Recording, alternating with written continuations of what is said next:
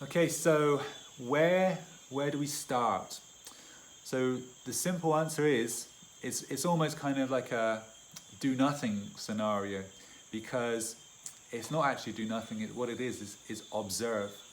Is to really use all your senses to make observations, to make notes, and to understand what is going on. You make a note of the wind direction, when the rain is, what kind of fruits will grow at certain times of the, what time of year will you be able to harvest certain things, how long do they need to be, so you get the timing right. When do they need to be planted, when will they be harvested, when can they be, how can they be stored, how can they be transformed into something else, when is there a wind, which direction does it come from, what about when is there a need from a fair comes to town, and when would I be able to sell produce at a very high premium because there's a lot more people.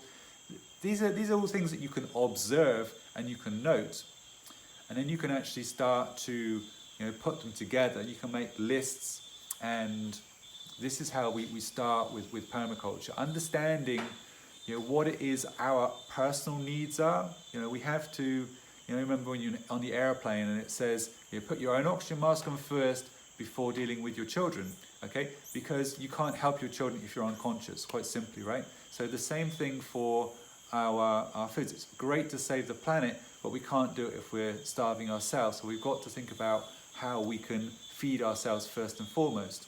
So once we've got our garden set up to be a food garden, then we can start to go out further and start to repair other things as well, and be very beneficial to the broader environment. So we're going to think about what things you need, what things are already there, okay? What resources are available to you.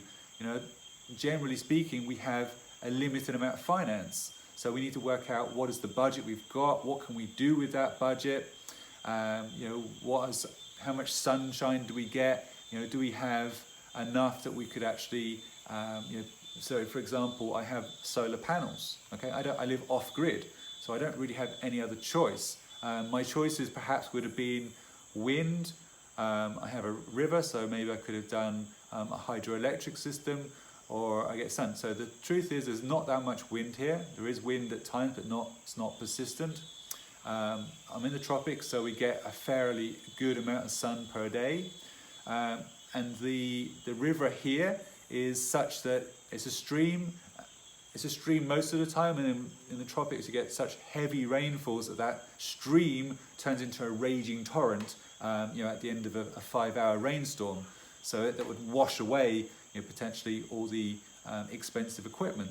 So I made the observation, where's the best place to put a solar system that's going to get the maximum amount of sun, because if it's shaded by a tree or by the mountain, then you're reducing the total hours that you're getting sun for. So you've got to make these observations and then you work out where things go, okay? We're going to talk about zones. So we've got zone 1, which is where your house would be. Zone 0 is your house, zone 1 is your garden, zone 2, zone 3, zone 4, and zone 5 is wilderness. So you've got different ways we can zone, which we'll talk about in another course. And these are all ways that we can actually design things with permaculture. So we've got, within permaculture, we've got a specific way to set things up to really know where we're going and how we can get there, and how we can maintain the system permanently. That's what permaculture is and what it offers you.